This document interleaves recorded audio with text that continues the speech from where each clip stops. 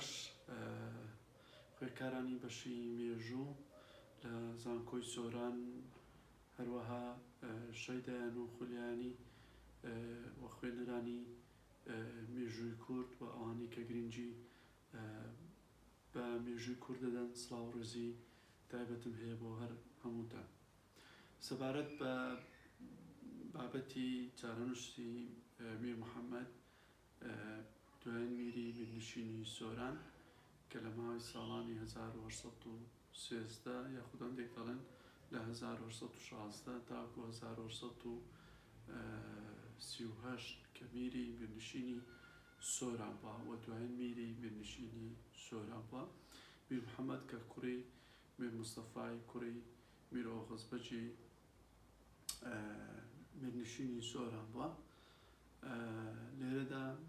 زۆر باسەیە، زۆر لێکۆڵینەوە کراوە و کتێب نووسراوە لەسەر چارەنووسی میرنشینی سۆران، بە تایبەتریش چارەنووسی میر محەممەد دوایین میری میرنشینی سۆران. بەڵام گرنگە لێرە کۆمەڵێک ڕوونکردنەوەی مێژووی و کۆمەڵێک بابەتی گرنگ هەیە کە باسی بکەین سەبارەت بە میرنشینی سۆران و ئەو ڕووداوانەی کە ڕوویدا تاوەکو چارەنووسی میرنشینی سۆران تەواوەکەن. طبعاً میرنشینی سۆران کە میر محەممەد دەستی پێکرد لە سەرەتادا بەهۆی بارودۆخێکی نازێگیری ناوخۆیدا ڕۆیشتە بوو، یعنی لە بەتایبەتی میر مستەفای باوکی نەیتوانی بوو یاخود هەموو میرنشینی سۆران بکاتە یەک ناوەندی بەڕێوەبردن، واتە ناوەندێکی بەڕێوەبردنی بۆ دروست بکات و میرایەتی هەموو ئەو ناوچانە بکاتن کە لەژێر دەسەڵاتی دایە. بۆیە ناوچەکانی دابەش کرد بوو هەر پێشتریش میرنشینی سۆران ئەوەی هەبوو، ئەو خاسەتی هەبوو کە ناوچەکان دابەش کرابوو لە نێوان برایەکان یاخود لە نێوان مام و برازاکاندا. ئەمە بە شێوەیەکی گشتی ئەو ناوچەیە کە پێک دەینا پێ دەگوت میرنشینی سۆران با بڵێن لە ناوچەکانی باڵەکایەتی و ڕواندز و دۆڵی ئاکۆیەتی و هەروەها منتقەی برادۆست و منتقەی هەودیان و دەشتی دیانە و هەروەها حەریر و تاوەکو هەولێر و لەوێشەوە لە بۆ هەڵەکشا لە بۆ ناوچەکانی سماقولی و لەوێ لە بۆ کۆی و لە بۆ ناوچەکانی دیکە تاوەکو گەیشتە نزیکی ناوچەی دوکان کە ئێستاش قەڵایەکی میر محەممەد لە کاتێک کە ئەڕۆی بەرەو سلێمانی قەڵایەکی میر محەممەد لەوێ هەرماوە. و لێکۆڵینەوەش لەسەر ئەو قەڵایانەی میر محەممەد خۆشبەختانە لە بەشەکانی شوێنەوار لە بەشەکانی دیکە لێکۆڵینەوەی لەسەر کرایە. ئەو ناوچە پانوبەرینەی و بەرفراوانی کە لە بەردەستی میر محەممەددا بوو کاتێک کە هاتە سەر حوکم، ئیتر ئەمە وەکو گۆڕانکاریەک بوو کە میر محەممەد دەستی پێکرد یەکەم جار لە هێنانی چەکساز وەکو وەستا ڕەجەب و دروستکردنی چەک. تەمان یەکە لەو میرنشینانەی کە هەم خوتبە بە ناوی خۆی و هەم لێدانی پارە بە ناوی میرنشینی سۆران و هەم دروستکردنی چەک، کە ئەمە هەمووی ئەو ڕەکەزانن پێک دێنین لە بۆ قەوارەیەکی سەربەخۆ. ئەگەر وەکو زاراوی ئێستا کە پێڵێن دەوڵەت، ئەگەر ئەوە بەکاردێنین لە بۆ کاتە وەکو کیانێکی سەربەخۆ بووە لە ناو دەوڵەتی عوسمانیدا و خاوەنی هێزیش بووە تەمان، و هیچ یەکێک لە میرنشینەکانی دیکە ئەو هێزیان نەبووە کۆی کە هێزی میرنشینی سۆران کە هێزێکی بڵێن زۆر و هەروەها لە ڕووی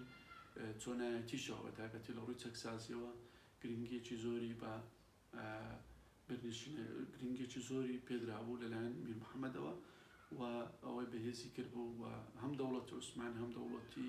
ئەو کاتی خازاری ئێرانی و هەم میرنشینەکان بە شێوەیەک لە شێوەکان سڵیان نەکردەوە لەو گەورەبوون و هێزەی کە میر محەممەد لەسەر دەستی خۆماڵی پێشی خست بوو، کەمەش ئەو گرنگجە دەرەخاتن کە پشتبەستن بە هێزی کاری ناوخۆ واتە دەتوانێت گەرنتی ئەوە بکاتن گەشەکردن و پەرەسەندنێکی گەورە و پێشکردنێکی گەورە بێتەکایەوە و بەتایبەتیش لەو کاتەدا کە شۆڕشی پشتسازی لە بەریتانیا و لە ئەوروپا سەری هەڵدا بوو، میر محەممەد بە تەنیا دەسیدا ئەو جۆری پشتسازی چەک و لە کوردستان بەتایبەتیش لە میرنشینی سۆران پێشی خست. طبعا لەو کاتەدا لە ئەو کاتی کە دەست بەکار بۆ باڵێن چکۆنێک لە سەرچاوەکان دەڵێن ساڵی 1916 بە یەکجاری بۆتە میری بنشینی سۆران. بەهەرحاڵ ئێرانیەکان هێرش دێنن لە بۆ سەر ناوچەکانی باڵەکایەتی و منتقەکانی بڵباس و ئەوانە کە لەژێر دەستی میر محەممەد داون. لەوەی لێک لەو بەڵگە نامانی کە تا ئێستا بەدەرکەوتووە یەکەم پەیوەندی میر محەممەد بە دەوڵەتی عوسمانی و لەو کاتەوە بیتن سەرەتایی دەست بەکاربوونی و دیارە هێشتا جێی پێی خۆی بە تەواوی قایم نەکردیە وەکو ئەوەی کە دواتر دێن باسەکەین. لێرەدا میر محەممەد لەگەڵ چەندین میری کورد و سەرۆکۆزی کورد ئەوانە نامە دەنێرتن لە بۆ سوڵتان مەحموودی دووەمی سوڵتانی عوسمانی کە لە ماوەی ساڵی 1880 و ساڵی 1839 حکمی دەوڵەتی عوسمانی کرد. وەلەو نامەیە کە لە گۆڤاری مێرێک لە ژمارە 5 بڵاوبیتەوە لە مامۆستا عەبدوڕەقیب یوسف ئەم لە فارسیەکەیان کە کردوتە کوردی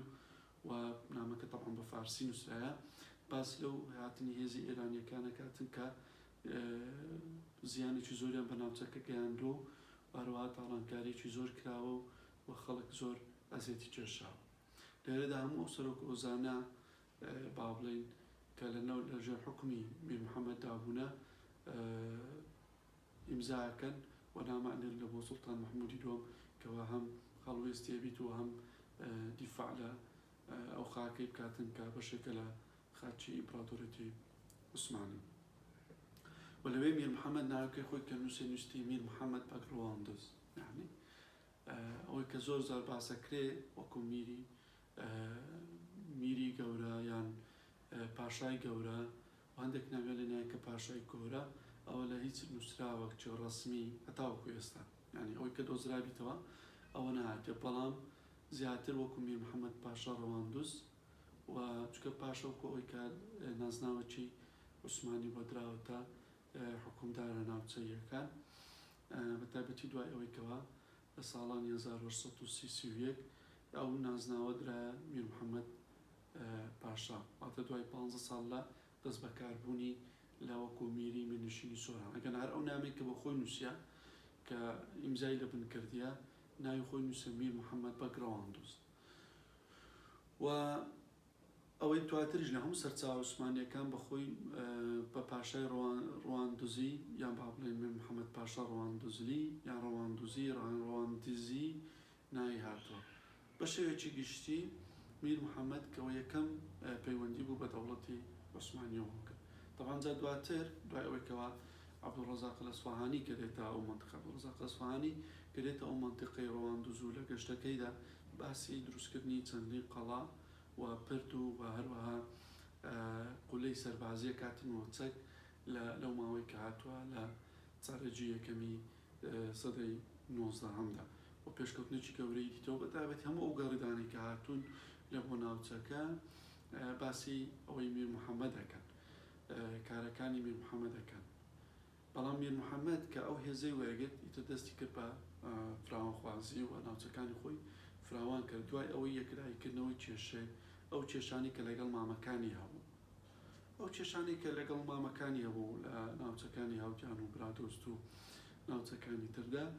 کە ئێستا هەندێک لە بەڵگەنامەکانی عوسمانی دەرکەوتون کە ئەو میرانە لەلایەن ئێرانیەکانەوە با بڵێن لەلایەن دەوڵەتی قاجاریەوە کوژرابن یاخود لە ناوچۆ بن. تاوانەمە شێکلایکەرەوە نییە، بەڵام هەموو ئەو نووسینانی کە نووسراوە هەمووی ئەدەنە پاڵەوەیکەوە میر محەممەد مامەکانی لە ناو بردەبێتن. بەڵام ئەوە ئێستا بەڵگەنامی عوسمانی دەرکەوتووە کەوا دەوڵەتی قاجاری ئێران ئەو مامەکانی یان با بڵێن لەبەرەکانی ڕووبەڕووبوونەوەی شەڕدا کوژرابن. بەهەرحاڵ ئەنی ئەمەش وای لێ یەکرێکەوە میر محەممەد کەسێکی زۆر بڵێن توند و تیژ بووە یاخود با بڵێن لە فەرمانڕەواییدا توند بووە، بەڵام ئەو بارودۆخی ئەو کاتە سەرحوکم بوو لە دەوڵەتی لە میرنشینی سۆران بارودۆخێکی زۆر نالەبار بوو، چ لە ڕووی ئابوووریەکەی و بەتایبەتی لە ڕووی سیاسی و سەربازیەکەشەوە. میر محەممەد بارودۆخەکەی کە زۆر نالەبار بوو گرنگ بوو یان پێویستی بەوە بوو کە بارودۆخی تەواوی ناوماڵی خۆی و هەروەها ناوماڵی میرنشینی سۆران و بارودۆخە سیاسی و سەربازیەکە لە قازانج خۆی ڕێک بخاتەوە و ئەو خاصەتەی میرنشینی سۆران کۆتایی پێبینی کە پێشتر دەسەڵات دابەشەکرا لە نێوان کەسەکانی بنەماڵی میرنشینی سۆران ئەوەی کۆتایی پێهینە تەنها بەخۆی وەکو حاکمی فعلی مایەوە لە میرنشینی سۆران. ئەوەش بەو مەبەستەی بوو کەوا دەسەڵاتەکی تەواو لە میرنشینی سۆران هەم بگریتە دەست و هەم دواتر کە قەناعەتی هات یان با بڵێن دڵنیا بۆ لەوەی کە دەسەڵاتەکەی لە هەموو میرنشین میر محەممەد دەستی پێکرد لە بۆ ناوچەکانی بادینە بە تایبەتی ئاکرێ و لەوێ کە دەستی پێکرە تاوەکو گەیشتە ناوچەکانی بڵێن جەزیرە و بۆتان باکووری کوردستان. لەو ناوچانە میر محەممەد کۆمەڵێک فراوانخوازی گەورەی ئەنجام دێت لەوانش مەسەلەن ڕۆژانەوەی میرنشینی بادینە تاوەکو پێڵەن میرنشینی ئەمێدی وەکو جۆرێک لە جۆرەکان ئەو میرنشینی هەڵۆشاندەوە و کۆتایی بەدەسەڵاتی ئەو میرنشینەی هینا و ئیسماعیل پاشای ئەو کاتەکە میری میرنشینی ئامێدی بوو پەراگەندە بووە ڕۆیش لە بۆ ناوچەکانی مووسڵ و بەختە. بە شێوەیەکی گشتی لێرەدا کۆمەڵێک نووسین هەیە کە لەسەر میر محەممەد کرایە با بڵێن یەک لەوانە کۆمەڵێکی زۆر لە سەرۆکۆزەکانی ناوچەی بادینان داوایە کە نووسن لە بۆ سوڵتان مەحموودی دووەم کەوا میری میرنشینی سۆران میر محەممەد هەڵسایە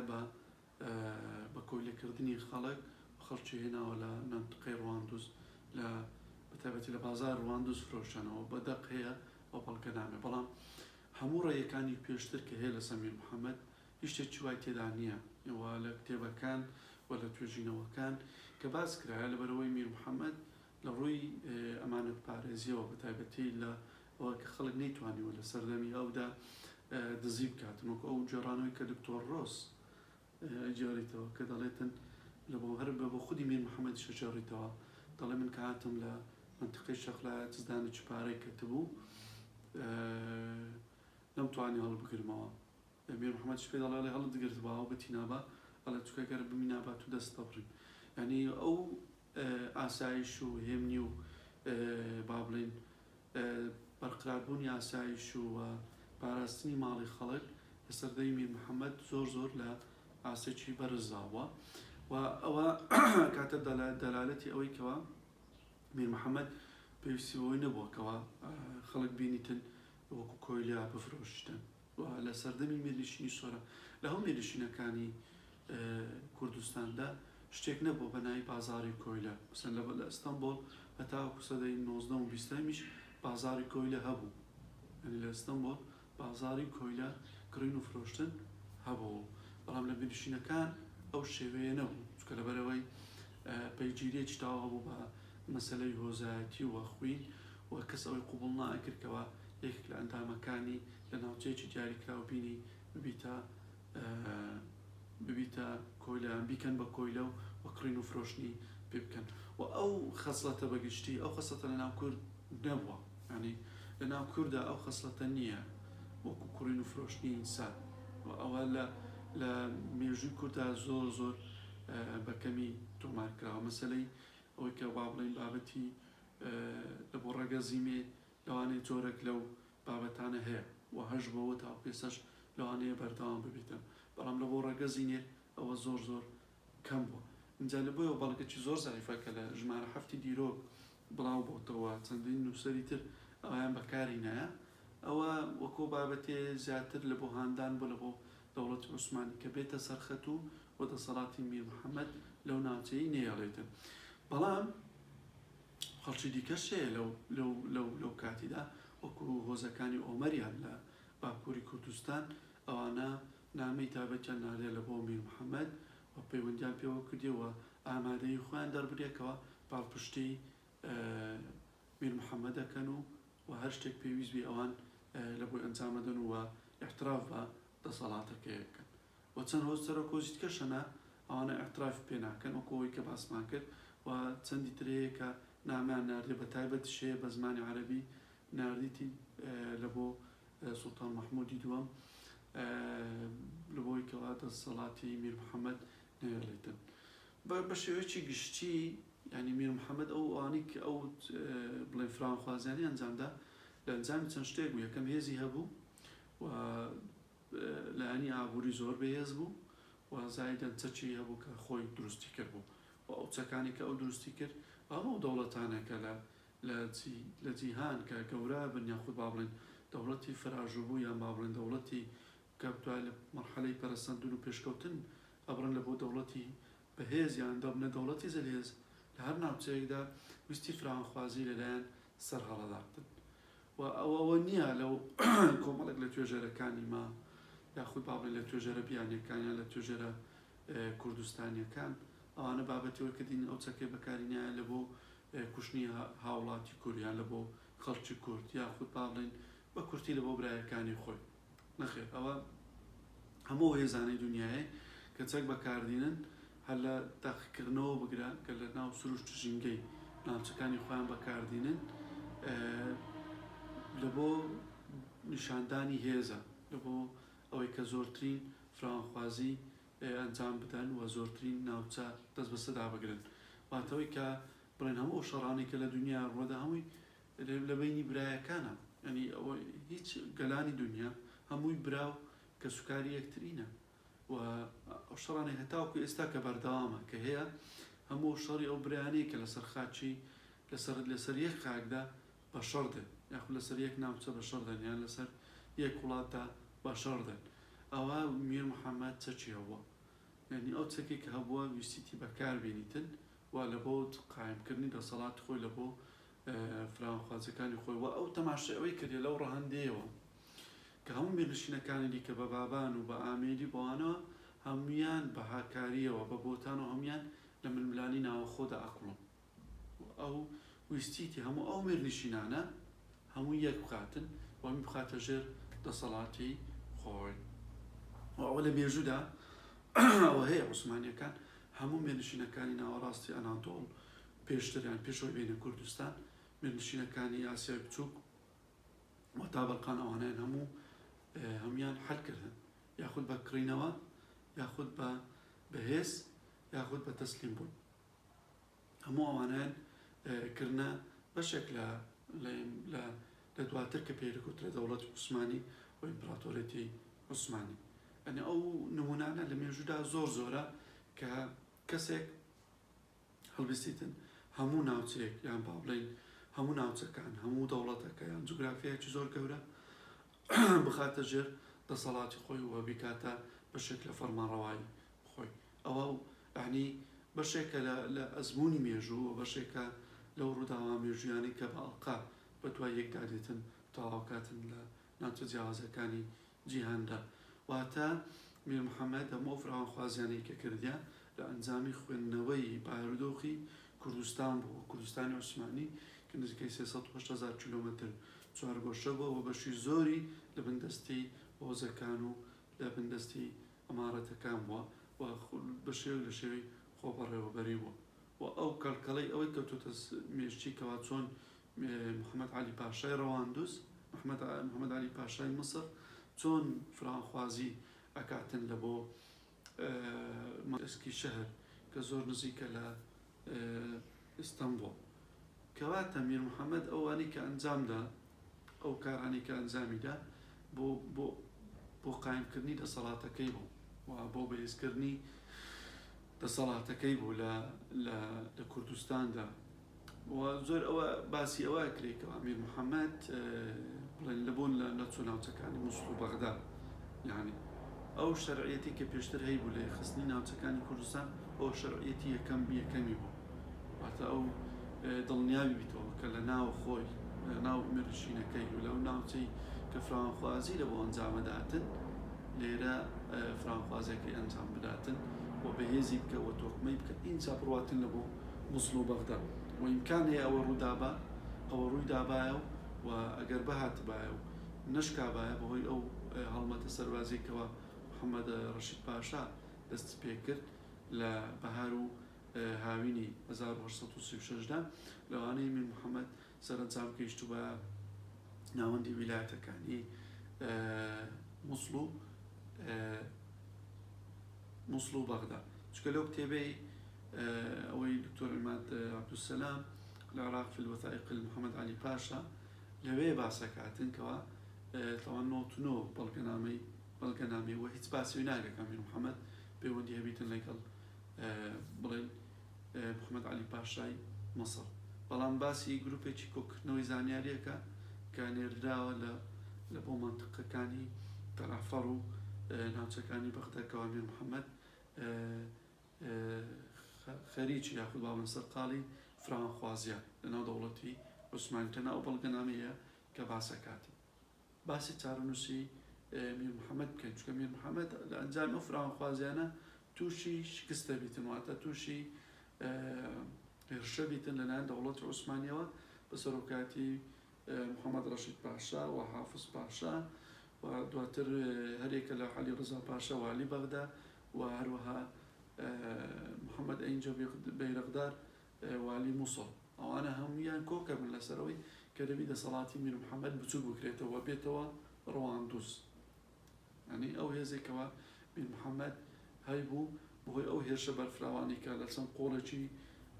میرنشینەکەیەوە کرایە سەر ئەو وای کردکەوە میر محەممەد پاشا بێتەوە ڕەواندوز لە قەڵای ڕەواندوز دابنیشیتن و چاوەڕێی ئەوەی بکە کە ئەو هێزە ئەگاتە چەند دەرێ، ینی چونکە هەڵمەتەکی گەورەی فراوان بوو. لێرەدا هێزی عوسمانیەکان گەیشتنە دەشتی حەریر و هێزی بڵێن بەتایبەتی هێزی محەممەد ئەینجە بەرەغدار و هێزی والی بەغدا عەلی ڕزا پاشا ئەوانە گەیشتنە دەشتی حەریر لە ناوچەکانی بادینان و کە هێزی بڵێن محەممەد ڕەشید پاشا کە هەڵکشا گەیشتە مەنتقەی هەوجان و لەو ناوچەی کە با بڵێن لەوێ ئۆردووی عەسکەریەوە بڵێن سەربازگەی عوسمانی لەوێ چەسپا. ئیتر لێرەدا هێزەکان بڵێن یەکتری نزیک بوونەوە لە ناو پایتەختی میرنشینی سۆران و لە سنووری پایتەختی میرنشینی سۆران نزیک بوونەوە کەوا بگەن بۆی کە پایتەختەکە داگیر بکەن، بەڵام لێرە کەسایەتیەک بە دەرەکەوێتن، ئەو کەسایەتیە پێڵن پێ ڕیچارد ڕیچارد کۆنسۆڵ بووە لە دەوڵەتی بەریتانیا لە ساڵانی بڵێن 1930ەوە کە خزمەتی بەتایبەتی خزمەتی دیبلۆماتی دەست پێکاتن تاوەکو مردنی لە تونس لەو خزمەتی دیبلۆماتی لە دەوڵەتی بەریتانی بەردەوام بە بەتایبەتیش لە سنووری دەوڵەتی عوسمانیدا. ڕیچارد نێردراوی تایبەتی لۆرد پۆنسۆڤنی بووە کە ئەو کاتە باڵێزی بەریتانیا بووە لە ئیستانبوڵ. لۆرد پۆنسۆڤنی لە کاتی ئەو هەڵمەتە سەربازیە عوسمانیەکان و هەتاوەکو دوا ڕۆژەکانی میر محەممەد پاشا لە ئیستانبوڵ چاودێری تەواوی میرنشینی سۆران و چاودێری تەواوی چارەنووسی میر محەممەدی کردە و پێ ئەو بەڵگەنامانی کەوا بە ئینگلیزی هەیە کە ڕیچارد وەکو نامە ناردوێتی لە بۆ لۆرد پۆنسۆڤنی و لە بۆ وەزارەتی دەرەوەی ئەو کاتەی بەریتانیا ئاماژە بە کۆمەڵێک بابەتی نوێ و زانیاری نوێ ئەکاتن لەسەر میر محەممەد پاشای ڕەواندوز. میر محەممەد پاشای ڕەواندوز کاتێککە گەیشتەوە پایتەختەکەی لە ڕەواندوزدا لەوێدا ماراسۆنێکی دیبلۆماتی دەستی پێکە لە نێوان بەریتانیەکان و ئێرانیەکان و عوسمانیەکان. ڕیچارد نێردراوی بەریتانی گەیشتە دەشتی حەریر و لەوێ نامەیەکی نار لە بۆ میر محەممەد پاشا داوای لێ کرد کە ببینیتن و لە خودی ئەو نامەی نووسی کە دەبیەت و بە نەس ئەوەی نووسە ئەڵێ دەبیەت و ملکەت ببی لە بۆ دەوڵەتی عوسمانی. ئەو کاتە بەریتانیەکان لەگەڵەوەی دانەبوون بە هیچ شێوەیە کە دەوڵەتێکی ناناوەندی یان لامەرکەزی لە خۆرهەڵاتی ناوەڕاست دروست ببێتن. ئەوان دەیانویست ئەو مۆدیلی مەرکەزی خۆیان لەناو دەوڵەتی عوسمانی نوێ بکەنەوە و پەرە پێ بدەن لە دوا ڕۆژێک ئەو ناوچانە کە دەبن بە بەشێک لە خاچی بەریتانیا یان بەریتانیا داگیریانەکە یان دەبن بە کۆلۆنیای بەریتانی، ئەوانە هەمان سیستەمی مەرکەزی جاران بیتن واتە ئامادەکاری کردبوو بەریتانیا لەوەی کە بێتە ئەو ناوچەی هەم خەڵکەکەەوە هەم بەڕێوەبردننی بە شێوەیەکی مرکزی ببیتن ئەفۆن اینجا لێرەدا ریچارد وورد هات ئەو نامی کە نردی لە بۆ میر محەممەد و ئامادەکاریەوەی کردەوە بچیتن میر محەممەد لە قەڵای ڕواندز ببینیت کە هات لە قەڵای ڕواندوز کە میر محەممەد دیدی لەوی شتێکی زۆر لە ناکاو ڕوویدا وفات ڕوویدا چ بوو سەفیری ئێران ئامادەی هەبوو و لەوێ ئەو نوێنەری ئێران داوای لە میر محەممەد پاشای کردبوو دەوڵەتی بەریتانیا کە چەند پارەی داوە بە دەوڵەتی عوسمانی یاخود دەوڵەتی عوسمانی چەند پارەی پێدا و خەرجی هەڵمەتەکەی چەندە دەوڵەتی ئێرانی قاجاری بۆی کاتە دوو ئەوەندە کە لەو شەڕە خۆی تەسلیم نەکەوت بۆ بەردەوام بیتن لە شەڕکردن دژی عوسمانیەکان و بە تایبەتی نفوزی بەریتانیەکان کە دانویست بە شێوەیەک لە پەنای دەوڵەتی عوسمانی لەو ناوچەی نفوزی خۆیان بسەپینن ئەمە لەوێ ریچارد وورد لەو نێردراوی ئێرانی تووڕاکاتووە بە شێوەیەکی ناشایستە بەڵام کۆی جێ جێڕانەوە نیە قسەکانی پێڵێتن و لە نامەکەشیدا هەمان ئەو قسانی نووسە کە دەڵ ئەو قسانەشم پێکۆت کە بۆ بە بیر نوێنەری ئێران دێنێتەوە کە ئەوان ڕێکەوتنیان هەیە لەگەڵ ئێرانیش و لەگەڵ عوسمانیەکانیش و دەوڵەتی ئێران بەشێکە لە جێی نفوزی بەریتانی و ناکرێت دەوڵەتی ئێران ئەو داوای لە میر محەممەد بکاتە کاتەکە نوێنەری ئێرانە ڕوە واتە مەیدانەکە خۆشە بیتن لە بۆی کە تاکە کەسەکە مینیتەوە لە ڕووی نێودەوڵەتیەوە ریچارد ووردە و هێزێک ئەمینیتەوە کە بەرامبەر میر محەممەد پاشا ڕاوەستایە ئەوش هێزی عوسمانیە کەواتە لێرە شانسی ریچارد وورد زیاترە بیتن لەوەی کەوە پێکاتنێک یاخ با بڵێن ئاشتاوایی ئەکساس بکاتن لە نێوان میر محەممەد پاشا و لە نێوان میر محەممەد پاشای ڕەواندز و محەممەد ڕەشید پاشا کە سەرکردایەتی ئەو هەڵمەتە سەربازیەیە کردکەوە بۆ سەر بنشینی سۆرە بۆیە لە ئەو چوون و هاتنی نێوان ریچارد وورد و لەگەڵ محەممەد ڕەشید پاشا و لەگەڵ میر محەممەد گەشتنا و قەنەعەتێکەوە میر محەممەد پاشا بچیتن لە بۆ هەوجان بەڵام چۆن بە چ زەمانەتێک بەو زەمانەتێک کە محەممەد ڕەشید پاشا کە سەرکردەی هەڵمەتە سەربازێکە عوسمانی بوو قورئانێک بینیتن لەسەر ئەو قورئانە دەست دابنێتن و سوین بخوا کە میر محەممەد دێتە ئێرە بە سەلامەتی ئەگەڕێتەوە بە سەلامەتی وەچیتە ئەستەمبۆڵ بە سەلامەتی و بە سەلامەتی ئەگەڕێتەوە لە بۆ ڕەواندز و لەوێ کە سوین دەخوا مۆری خۆی لەسەر وەرەقەیەکەدا تو ناوی خۆی نووسی کە پێڵێن مۆرلی قورئان واتە مۆری قورئان کە ئەو کاتە دیارە باوە کە کەسێک سوین بخواتن لە بۆ کەسێک شتێککە لی دیار نەبی کە بچیتم بزانین بڕوا بکاتن چۆن ئەو کەسە سوێندی خوێندوتەوە یان با بڵێن ئەوەی کەمە پێ دەڵێن سوێند خواردن چۆن سوێندەکەی خواردێ و ئەوەڵگەی هەبیتن کە میر محەممەد ئەوا بینیتن ئەستا منتقەی ئەوجان وە لەوێ لەگەڵ محەممەد ڕەشید پاشا لەسەر بازەکەی ئاشتەوایی کە دروست دەبیتن و بڕیاری ئەوەدا ئەوە تەمان لە ئەیلولی 1836 بڕیاری ئەوەدا کە بچیتە ئەستەمبۆڵ بە دوایی کە ئامادەکاریە کاتن لە پاییزی با بڵێن هەر لە کاتە پاییز تەمان ئەیلول هەر لە ناوەڕاستی ئەیلولی 1836ەوە میر محەممەد بەڕێکەوتن لە بۆ ئەستەمبۆڵ تەمان لەوێ بەریتانیەکان زۆر چاودێری میر محەممەد دەکەن هەتا وەکو نیسانی 1837 تا ئەو ڕۆژێکەوە لەیان دیار نامینی طبعا لەوێ میر محەممەد کە دەچیتە ئەستەمبۆڵ و پلەی بەرزەکرێتەوە لە بۆ فەریق و لەلایەن سوڵتانی عوسمانیەوە و فەرمانی پێکرێت کە گەڕایەوە یەکەم جار بچیتە بەغدا دواتر بچێتەوە ڕەواندز لەبەرەوە میر محەممەد ئەوەی ڕەت کردەوە لێدا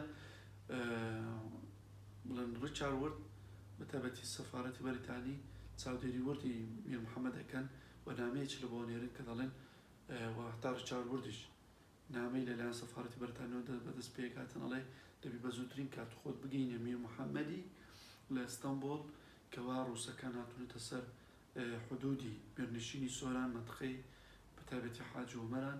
لەوێ کە دەیانەوێ بێنە ژوورێ واتە بێن فراوانخوازی ئەنجامداوە ئەو ناوچەیە لە بۆ ئێرانیەکانیش بگرن و دەستی بەسەردا بگرن بۆیە ئەڵێ دەبی ئەتوو بە زووترین کات بگەی میر محەممەد و میر محەممەد بە زووترین کات بگاتەوە ناوچەکەی خۆی و بەر بگریتن لە هێزی ڕووسەکان و ئەوە تەوان ئەو پەیامەکە کاتە میر محەممەد ئەڵێ من ئەوە ڕۆژی جومعەیە لەگەڵ سوڵتان مەحموودی دووەم ئەچم لە بۆ نوێژی جومعە و ڕۆژی شەمەوە ماگەڕێنەوە یعنی ئەو کاتە لە بەهاری 1937 بەڵام لەوێ سوڵتان مەحموودی دووەم دوای ئەوەی کەوا پلەی پێبەخشیت و بەڕێەکرێ پێش بەڕێکردنەکەی پێڵێ دەوی بگەڕێەوە بەغدا و لەوێ عەلی ڕزا پاشا ببینی دواتر بگەڕێەوە بگەڕێەوە ڕەواندوز بەڵام میر محەممەد ڕەتەکاتەوە وەکو ئەوەی کە عەبدولقادر ڕۆستەم بابان کە ئەجاریتەوە لە کتێبەکەی باسەکاتن میر محەممەد لە بۆ ئەو ناوچەی کە بڵێ پێدا تێپەرتاگاتەوە ئەماسیا نزیکە تا گەیشتنی ئەماسیا دوو جار نوێنەری سوڵتان مەحموودی دووەم پێگاتن کە ئەو بچیتن لە بۆ بەغدا اینجا بچیتەوە لە بۆ ڕەواندوز بەڵام ڕەتەکاتەوە جاری سێم کە سوڵتان مەحموودی دووەم کە تەتەرەکەی نێریتەوە پێداڵ لەگەڵ لە جاری سێم ڕەتی کردەوە بە والی ئەماسیا بڵێ میر محەممەد گڵ بداتەوە تاوەکو سوڵتان خەبەری پێ ئەداتن بەڵام لە جاری سێمیش میر محەممەد ڕەتەکاتەوە کە بڕواتن لە بۆ بەغدا ئەوە لێرەدا چارەنووسی میر محەممەد لەگەڵ ئەو کەسانی کە بەنهێنی ڕاستپێردراون لە منشینی سۆران کە چاودێری میر محەممەدیانە کرد ئەوانیش میر محەممەدیان لێون بۆ واتە گڵ درایەوە و دەست بەسەر کرا و بەپێ ئەو بەڵگەنامانەی کەوا دواتر لە دەوڵەتی عوسمانی بڵێن بڵاو بوونەوە لە ئەرشیفی عوسمانی کە سیناناکان لە کتێبەکەی لە بەرخودانی کوردان 1967 لێ ئاماژە بەوەیەکە کە میر محەممەد نێردراوی لە بۆ دوورگەی شومنۆ دوورگەی شومنۆ کە لە نیمچە دوورگەی بەڵقان لێ کە با بڵێن لێ دەست بەسەر کراوە تاوەکو مردووە چکەلۆ لە بەڵگەنامەکە دەڵێ لە 26/12/1938 ناوی میر محەممەد بەوەکو وەفات هاتێ ئەگەر ئەمە تەماشا ئێستا دوورگەی شومنۆ بکەین لە مەنتقەی بولغاریا لە ناوچەی بەڵقاندا دەبینین ئەو ناو مەنتیقەیە زۆر بە قەڵای سەربازی بوو لەوانەشە میر محەممەد وەکۆی کە باوە دەڵێن کە خنکێنراوە و خراوەتە دەریای ڕەش ئەنەوەتە لە دەریاوە کە ڕۆیشتون دەبێ بە دەریای ڕەشدا لە مەنتیقەی ترابزۆن لە بەندەرەکانی دەریای ڕەش کە شاری ترابزۆن دەکەوێتە سەری دەبێت لەو بەندەرانە بڕواتن کە بە دەریای ڕەشدا دەکاتە دوورگەی شومنۆ واتە دەرێر لە نێوان ترابزۆن و دوورگەی شومنۆدا دەریای ڕەشەیە لەوانەیە بەپێ بەڵگانەی کە باسەکرێ بەپێ نووسینانی کە دەڵێن خنکێنرا و خراوەتە دەریای ڕەش ئەوە ڕێی یەکەم ڕێی دوم دوای بەڵگەنامەی کەڵێ میر محەممەد دوور بخرێتەوە لە بۆ دوورگەی شومنۆ خرابێتە دوورگەی شومنۆ و لەوێ زیندانی کرابێ و یان دەست بەسەر کرابێ و تا مردنی لە مردنەکەیەوە کە دەڵێ ڕۆژی 26/12/1936 ئەمە لێرە بۆمان ڕوون بۆوە کە میر محەممەد ڕۆیشتنی بەویستی خۆی بووە و ڕۆیشتنی لەسەر داواکاری بەریتانیەکان بووە و لەسەر ئەو ئاشتەواییە بووە و لەسەر ئەو سوێندەی وە کە محەممەد ڕەشید پاشا لە بۆی خوێندێتەوە و دەستی لە بۆ قورئان داوە کە ئەگەڕێتەوە بە سەلامەتی و بە سەلامەتی بە سەلامەتی ئەگەڕێتەوە ڕوانزووە پلەی پێدراوە بەڵام لێرەدا چەند ڕووداوە کڕۆدەن مەسەڵەن لەوانە محەممەد ڕەشید پاشا لە دیاربەکر وفاتەکان لەکلەوان دەڵێن لەلایەن دەوڵەتی عوسمانیەوە ژاردخوار کراوە چونکە هەرێکە لە والی بەغدا وکە بە پلەی وزیر بوو هەموو والەکانی بەغدا پلیان وزیر بوو چونکە پێشتر ئەوانەیان وزیر بوو لە دەوڵەتی عوسمانی یان سەرۆک وەزیران بووە کە پێیان دەگوت سەدری ئاعزەم لە کار خراوە بۆ تعویزکردنەوەی لە ڕووی معنەوە پلەی وەزیریان داوەتەوە و کورتیانە والی بەغدا و پلەی لە هەموو والەکانی عێراق گەورەتر بووە واتە سەرپەرشتی هەموو عێراقیشی کردیە ئەو کاتە بە کوردستانی باشووریشەوە کە دواتر بتە بەشێک لە عێراق ئەوە وای کردووە کەوە ئەوان لی بترسن زۆر لە میر محەممەد بترسن والی بەغدا عەلی ڕزا پاشا و والی سێواز ئەوانە بە شێوەیەکی زۆر نهێنی نامیان ناردووە لە بۆ سوڵتان مەحموودی دووەم کەوا ئیزنی میر محەممەد پاشا نەداتن بگەڕێتەوە کوردستان ئیلا ئەگەر بێت و بەلایواندا تێنەپەڕیتن ئەگەر بە هاتە میر محەممەد بەلای ئەواندا ڕۆیشتووە لەوان هەمان ئەو چارە نووسی هەبوو کە ئەوان بڵێن دواتر لەسەر دەستی دەوڵەتی عوسمانی بڵێن تووشیان و هەندێک لە توێژەرەکان باسیەکان کە سەرۆکۆزە کوردەکان بوون هۆی فەوتاندنی میر محەممەد نەخێت لەبەرەوەی میر محەممەد بە پێی خۆی چوو ئەو پێی خۆش گەڕاوە بەڵام لە نەتیجە و کۆی باسم کرد وەکو عەبدولقادر ڕۆستەم بابان باسەکاتن لەو کتێبەی ئەو بۆ 3 جار بۆ 4 جار ڕەتی ئەوەی کردەوە کە بچێتە بەغدا ماتە چوونەکەی و هاتنەوەکەی بە ویستی خۆی بۆ کە قەنەعاتی بۆی بۆ کە ئەگەرێتەوە ناوچەکەی خۆی و ئەو پلەی کە بەرزترین پلە بووە دوای پلەی موشیر کە لە سەربازی کە پلەیەکی سەربازی گەورەی پلەی فەریق لە دەوڵەتی عوسمانی لە دوای پلەی موشیر بووە واتە میر محەممەد بە یەک لە بەرزترین پلەکانی سەربازیش لە دەوڵەتی عوسمانی پێبەخشرا و ئەوش ڕەتەکاتەوە کە مامۆستای خەتێ یا مەلای خەتی کە بەوە بەناوبانگە کە فتوای دارتین کە شەڕی دەوڵەتی عوسمانی نەکرێتن و ئەوە بەڵگێتە وەکو ئێستا وەکو بەڵگەی مێژوویی وەکو نووسین کە نووسەی لە بەردەستدانیان چکە هەموو فتوایە کە ئەدرێتن بە شێوەی بە کۆم وەکو سەنەدێکە کە پاڵپشتە بە ئاەت و بە حەدیسی با بڵێن بە فەرمودەکانی پێغەمبەری ئیسلام درودی خوای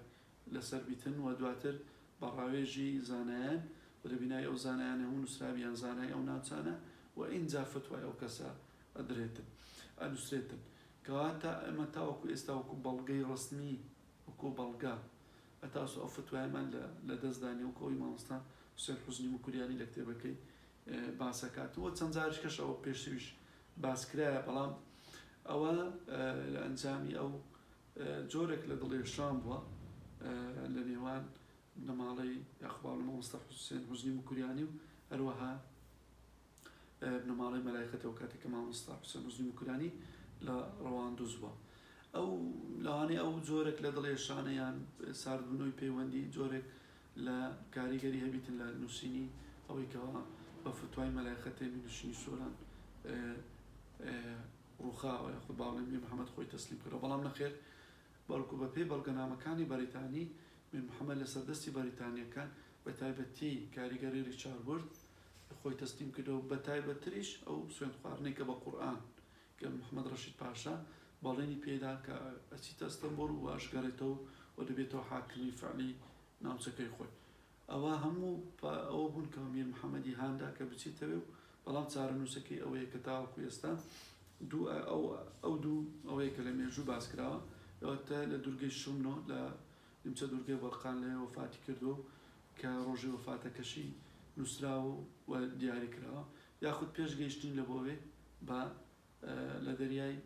ڕەش وەکو خینکەندراوە فرەدراتەوێ و دوای کە لە بۆ ماوەیەک لە 1837 واتە لە بەهاری 1837 لە ئەماسیا دەمێنێتەوە واتە لەو کاتەوە چارەنووسی نادیارەبی هەتاوەکو ئەو بەڵگەنامەی عوسمانی کە دەرەچی کە دەڵێ لە 26/12/1938 ناوی بە کۆچکردو هاتووە واتەوە ئەگەرەیەکەوە ئەو دوو ئەگەرەیە کە باسم کرد ئەوە بڵێن چارەنووسی میرنشینی سۆران کۆتایی هات لەگەڵ ڕۆژنی میر محەممەد چونکە میرنشینەکە وەکو ئەوەی کە مایەوە نەماڵەی بەتابەتی برایەکەی ڕەسوول پاشا وەکو جۆرێک لە مڕاعاتکردن هێشتیانەوە کە ئیدارەی ناوچەکەی خۆی بداتن بەڵام نەوەکو بەناوی میرنشینی سۆران وەکو دواتر کە کرایە قایمقامی ڕەواندوز یعنی وەکو میری میرنشینی سۆران ڕەسوول پاشا دەست بەکار نەبوو چونکە لە هیچ لە بەڵگەنامە مێژوویەکان و لە سەرچاوە چونکە لۆ ئەو کاتی دەوڵەتی عوسمانی هەر خۆی و میرنشینانەی هەڵەوەشاندەوە ینی دەستی پێکرد بوو لە مەنتقەی بەڵقان پێشتر لە 1820 بەولاوە هەموو میرنشینەکانی پێچابەوە ینی میرنشینەکان نێژ بوو لە مەنتقەی بەڵقان کە سەر بەخۆی پێدا بوو هەروەها لە کوردستانیش دەستی پێکرد و ئەو چۆن جارێشتە شەرعیەتە داتەوە میرێکی دیکە یان برای میری ملنشینی سۆران کە ببیتەوە میری ملنشینی سۆران، بەڵکو ئەو هەر خۆی دەوڵەتی عوسمانی بڕیاری دابوو کە ئەو میرنشینانە نەمینن، بەڵکو سیفەتێکی ڕسمی دەوڵەتیان بە ڕەسوول پاشای برای میر محەممەد پاشادا کە بیکەن بە قایمقامی ڕەواندوز. ئەوە دواتر ڕەسوول پاشا بە جۆرێک لە یاخیبوون لە دەوڵەتی عوسمانی دواتر ئەچێت لە بۆ ئێران، دواتر ئەگەڕێتەوە و ئێستا کە سوکارەکەی لە شاری ئەنقەرانە لەوێ ئەژین، ئەو ڕۆژ لە بۆ ناوچەکانی دیکە وەکو قایمقام دواتر وەکو یەکێک لە والیەکانی دەوڵەتی عوسمانی لە ویلایەتەکانی عوسمانی خزمەتی دەوڵەتی عوسمانی کرد. کەواتە میرنشینی سۆران لەگەڵ ڕۆیشتنی میر محەممەد یاخود با بڵێن کۆتایی هاتنی ژیانەکەی لە ساڵی 1838 کۆتایی دێتن، واتە ئەگەر بە کرداریش بە حقیقەت باس بکەین لە ڕۆژی ڕۆیشتنی لە میرنشینی سۆران لە پاییزی 1836 میرنشینی سۆران بە فعلی کۆتایی هاتەبوو. لەبەرچی لەبەرەوەی ئەو هێزان هەموو گەیشتبوونە ناو ڕەواندوز و نەک هێزێک سێ هێز گەیشتبوونە ڕەواندوز و ئەوە پەرێشانی چەو کاتە بەهۆی ئەو فراوانخوازانی میر محەممەد ڕوویدا کە کردیان ئەنجامیدا پەرێشانی و هەژاری و برسێتێکی زۆریش بڵاو بۆ لەو ناوچێ و چکە لەبەرەوەی میر محەممەد بەپێ ئەو بەڵگەنامانی بەریتانی باسەکرێ زۆربەی سەربازەکانی با بڵێن ماڵەکانیان کە سوکاری ئەوانی بە بارمتە گرتبوو و کردبوونی بە جۆرێک لەوەی کە سەربازەکان شەڕی بۆ بکەن. ئەوەش ینی بە تایبەتی دوای ئەوەی کەوا نەیتوانی لە ڕووی ئەو فراوانخوازێنی کە بەردەوام پێ بدەوە ئابوووریەکەی بە تایبەتی لایەنی دارایی بە تایبەتی لە پێدانی پارە یان با بڵێن موچە بە سەربازەکانی لە کورتینانێکی گەورەی داراییدا و نەیتوانی موچەیان پێبداتن، بۆ وای کردکەوە ورەی سەربازەکانیش بە تایبەتی لە دو ئەو شکستانی کە خواردیان پشتێتەوە بگەڕێتەوە لە بۆ ناوچەی ڕەواندۆز. ئەوانە هەمووی بەشێک بوون لە چارەنووسی با بڵێن بە کورتی چارەنووسی میرنشینی سۆران لە ساڵانی 1836 تاوەکو ساڵی 1838 واتە ئەو دوو ساڵی زۆر گرنگن لە تاوبوونی مێژووی میرنشینی سۆران و دواتر ئەو ناوچەیە دەکەوێتە ژێردەستی مرکزیەتی دەوڵەتی عوسمانی و دەبێتەوە بەشێک لە ئیدارەی دەوڵەتی عوسمانی و دواتر دەکرێتە قەزا، دواتر دەبێتەوە سەنجەق وەکو پارێزگایەک هەتاکو ساڵی 1962 و دوای ئەوەش لە ساڵەمەکانی عوسمانی ئاماژە پێکاتن تاکو ساڵی 1972 وەکو ناوەندی پارێزگایەکی گەورە بووە لە ئایالەتی بەغدا و شارەزور ئەو کاتە کە هەبوو بەو ناوە بۆ ئایالەتی بەغدا و شارەزور. بەڵام دوایەوە لە دروستکردنەوەی ویلایەتی مووسڵ لە ساڵی 1970 کرایە قەزا لە سەنجەقی شارەزور کە ناوەندەکەی شاری کەرکووک بوو لە ویلایەتی مووسڵدا. ئەمە بە کورتی و بە پوختی بەشێک بوو لە مێژووی لە چارەنووسی میرنشینی سۆران و بە تایبەتیش چارەنووسی میر محەممەد پاشای ڕەواندوز. هیوادارم سوودێکم گەیاندبێ و خوێندکاران و خولیایانی مێژوو و خوێنەرانی مێژوو سوودێکی زۆریان لەم بابەتە وەرگرتە بێتن و لە هەڵەیەکدا کە بەسەرمدا ڕۆیشتبی هیوادارم بۆم چاک بکەنەوە یاخود پێم بڵێن لە هەر بابەتێکدا ئێمە کە باسی بکەین باڵپشتا بە سەرچاوەکان سەرچاو زانستیەکان و سەرچاو زانستی باوەڕ پێکراوەکان و هەروەها بەڵگەنامەکان. زۆر سپاس بۆ گوێگرتنتان، هەر شاد و سەرفراز و سەرکەوتوو.